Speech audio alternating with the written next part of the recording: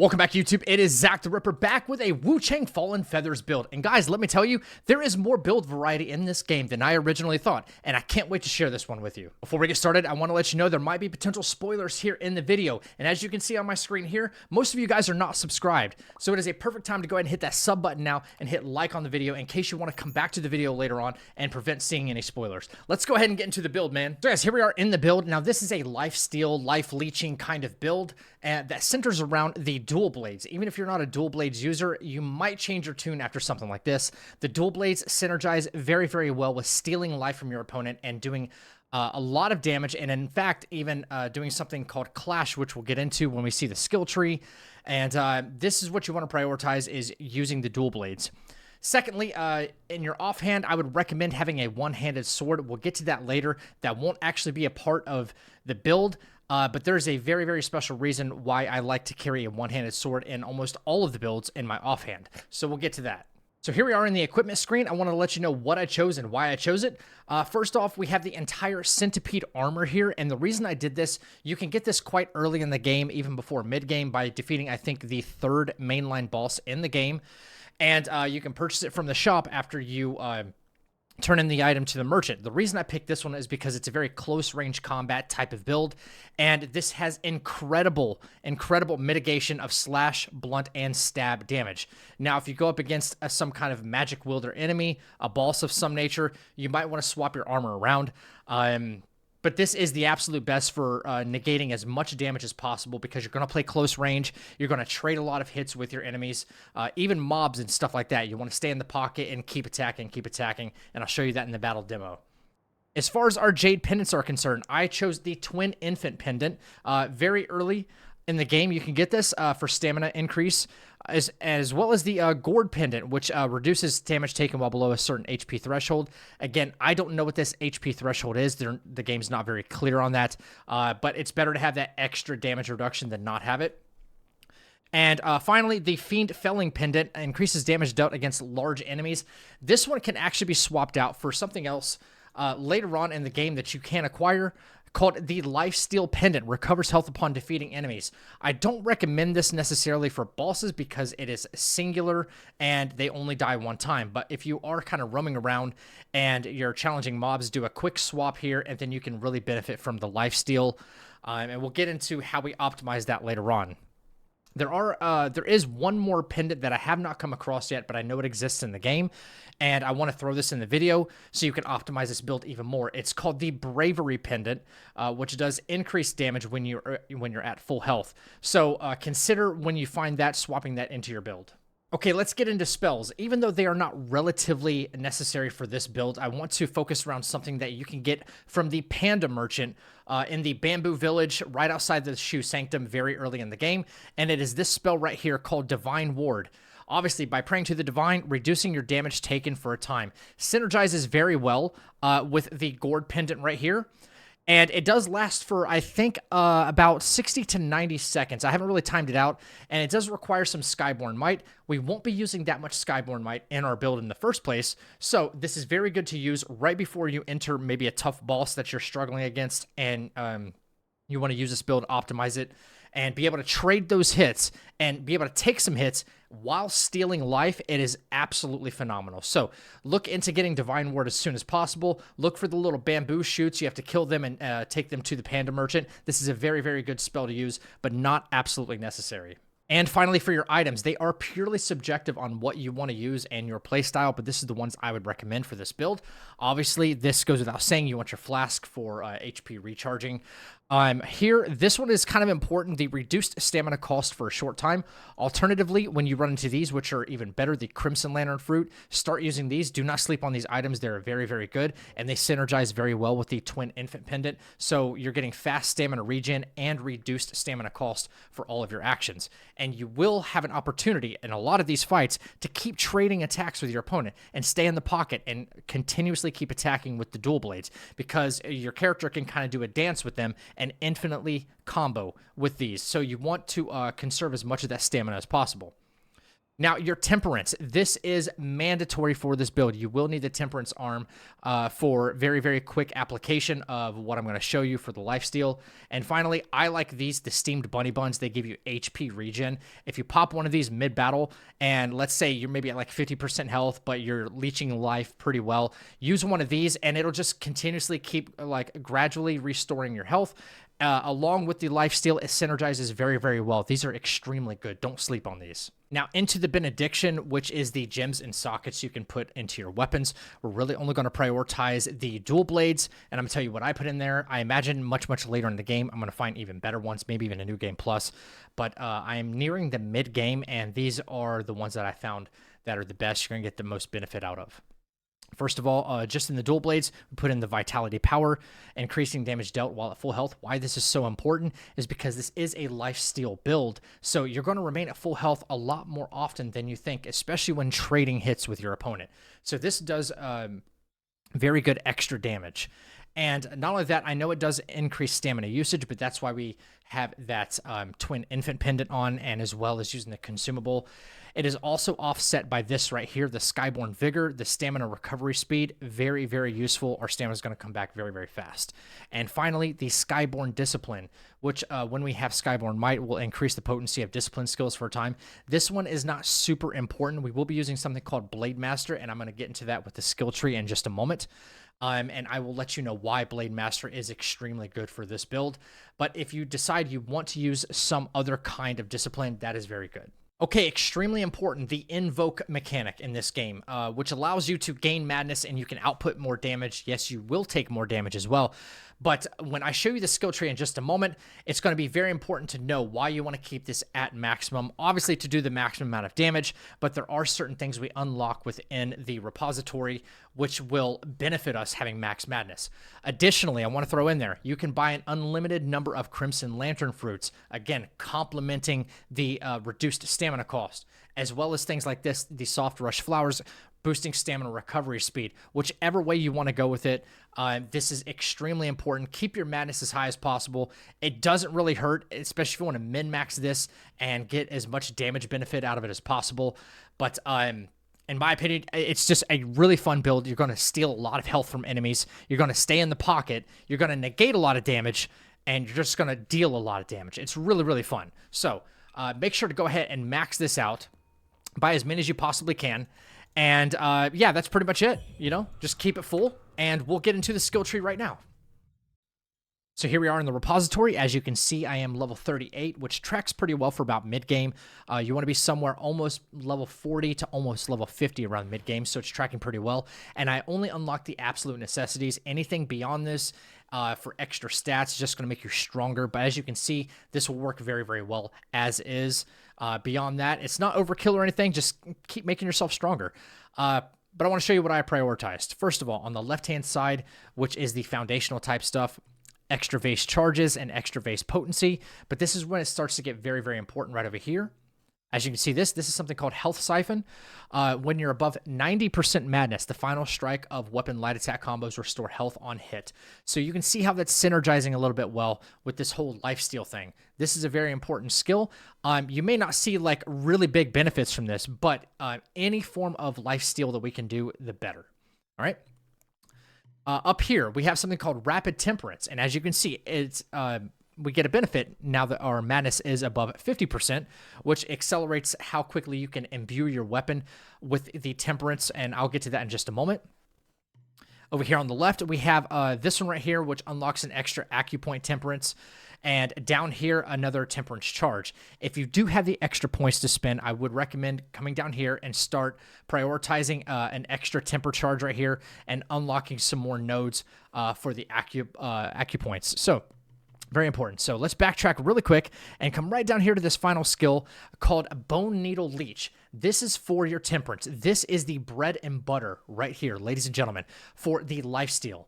This is what you absolutely need in order to imbue your weapon with lifesteal, and this is what will help synergize everything and pull it all together. And we'll get to that in the battle demo. So let's move on to the other nodes for the weapons and why I unlocked what I unlocked, just the bare essentials. Now, in the weapon tree earlier in the video, I did recommend that you have a one-handed blade in your offhand, and is for this one node, this one skill right here called Biding Time, which allows you to keep replenishing Skyborn Might over time.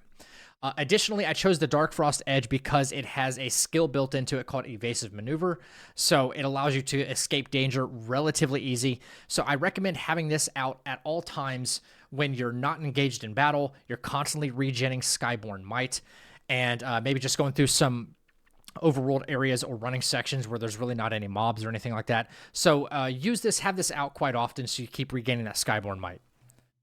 Moving in to our dual blades, obviously one of the first things you unlock here is called Clash, a very, very important part of any dual blade build, but especially this one, and we'll get into why. As far as our everything else we unlocked node-wise, we pretty much just went into the essentials like Vitality and Strength to just make ourselves stronger. Leaf Slasher, really not that important, but as you can see, the 4th, 5th, and 6th attacks of a dual blade light attack combo can gain Clash. Now, if you want to keep trading with your opponent, especially with lifesteal on, negate a bunch of incoming damage because of Clash, this is so important. Get to this skill as often as possible, or as quick as possible, I apologize. Anything else, we just kind of moved into more agility, more vitality, and stuff like that. Again, I only unlocked essentials for now, but it can get stronger and stronger and stronger over time. Over here on the right side, this is where it gets extremely important, ladies and gentlemen. Right over here, we have a skill called Blade Master. Now, Blade Master, let me read it really quick. To use with Skyborn Might, you get something called a Blade-borne buff. Every time you clash, okay, every time you clash, you can restore some health, as long as that buff is active. So you want, the idea behind this is you want to activate Blade Master and then start clashing with your opponent as often as possible. You can do it with your light attacks. And the cool thing about this is you're going to keep restoring health, and you see how it's going to synergize with the rest of your build, whether it's your flasks being very potent, the steamed bunny bun I was telling you about, the stamina, the synergy, it all works together, and it's very, very good. Over here on the right, again, why the madness is so important. When you're above 90%, you get more potency from this right here. From Blade Master, the Blade-borne buff. Sorry, that's a little difficult to pronounce. So you want to keep reapplying that Blade Master as often as possible, and every time you get a clash, again, over here on the 4th, 5th, and 6th of your dual blade combo, you keep getting clashes, you keep restoring health. That's why it synergizes so well. And finally, we don't want to leave the heavy attacks out. This one right here called Wave Breaker. It allows you to do heavy dual blade attacks and charge attacks, also getting Clash. So whether you're doing light attacks, heavy attacks, whatever you want to do, you're going to stay in the pocket, you're going to keep attacking, you're going to trade hits, you're going to negate a lot of incoming damage while leeching life, stay at 100% HP. If you need to back up, use the Dark Frost Edge one-handed blade, start leaning into that evasive maneuver, you'll get out of danger. But for the most part, you won't need to do that. It all synergizes so very well. Again, this build is going to do nothing but get stronger and stronger and stronger. But in my opinion, this might be one of the best and earliest things you can get in the game. Okay, and finally, before the battle demonstration right here, as you can see, we have the Bone Needle, which we unlocked in the skill tree right here. It allows you to put this on. Make sure you do equip it. This is your bread and butter for lifesteal, okay? You can do it in many different ways, but this is going to give you the most benefit. Stay in the pocket, keep clashing, keep restoring health. It's really awesome. As you continue along your skill tree and you unlock more nodes for the acupoints, please keep equipping them. You're only going to get stronger. But there is a very specific reason why I chose the firearm blades for this, is because of the scaling and the amount of agility nodes that we unlocked and the strength nodes we unlocked in our skill tree. It does incredible damage. And also we have all that damage mitigation from the centipede armor. It all just works so well, and you're going to see why. Okay, I am in front of a boss door right now, and I'm slowly actually just recharging my Skyborn Might. As you can tell, I'm just kind of waiting here, and you might see another charge happen. There's another charge right there. I did transmog the centipede mask right here because it does tend to get in the way, so I did transmog it really quick.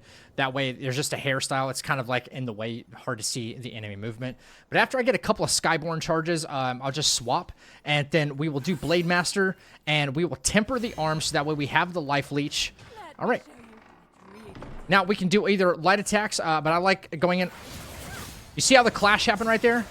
I'm just going to stay in the pocket. We're still clashing with her. All right. Now I'm out of stamina, but got to look at the stamina regen on that. And I just keep going. Guys, I'm just, like, I haven't lost life yet because of the clash. It's so insane. I'm going to take one of these for even faster, or, sorry, cutting down on stamina regen. All right, we took a little bit of damage. Oh, she command grabbed us. That's okay. That's okay. Our Blade Master might have run out. So we can always, like, lean into the evasive maneuver here, right? Like this, right? Get out of there. Right? Not a problem. And then we can go, boom, just like that. All right. We start life leeching. She actually gets some iframes, which is kind of interesting. Now, if we get a little bit low on health or something like that, again, use one of these Steam Bunny Buns. Watch that HP just constantly regen. We'll reactivate Blade Master. So as soon as we get like another clash, if there happens to be one right here, like I'm going all in on her right now. Not a problem. I don't really want to say this is cheese, but this is kind of almost too easy now, this game. Remember, we can do heavy attacks. There was a clash right there with a heavy attack. And just like that, guys, it almost feels cheese, but we're just leeching that life constantly. You can, in so many different ways. Probably the most fun I've had in a build in this game so far. Now, don't forget, when you start running up on some mobs here, to swap out your pendant for the lifesteal pendant so you can constantly keep regenning health when defeating enemies, whether you're using the dual blades or not. See that? We're already back at 100% health. It's extremely important if you want to stay in the pocket or you're really getting overwhelmed by more than just one enemy. You want to be able to keep stealing life in different ways without even having to temper your blade. So here's a guy right here. I'll probably activate Blade Master. This guy's actually a little bit tanky. You kind of wait for him to attack. And then as soon as he goes up and attack, I like to go in with a charged heavy, just like that. There's a clash right there. Just keep an eye on that HP bar. We're negating damage. Look, he hasn't hit us once. That stamina regen is so fast, right? There's a clash right there. And the poise damage is actually off the charts too. It feels so great. This actually feels a little more satisfying, mind you, than the parries in this game. But make sure you stick around, sub to the channel, because I am going to come out with a perfect parry build that is pretty satisfying and very, very fun to use for all you perfectionist players out there. Let's get into like one more fight with these blades. It'll be a boss battle, and then we're going to use the spell this time so you can see what kind of damage mitigation we're also getting out of this. Okay, so there is another boss battle right down there, and I just want to show you like the kind of damage mitigation and trading we can do. Very, very powerful enemy, and personally, I would recommend even upgrading the weapons and skill tree even further to match this. This is a very, very tough boss right down here, but I just want to at least showcase the kind of damage mitigation that we can do. Let me go ahead and bring up my Skyborn Might really quick, so that way I'm not really wasting anybody's time. We will temper the blade. And then I'll go ahead and activate the spell so we got the damage mitigation going. All right. And we're just going to start trading hits. You'll see the clashes that we do. All right. So, all right. Activate that Blade Master. Right. Now we're ready to go.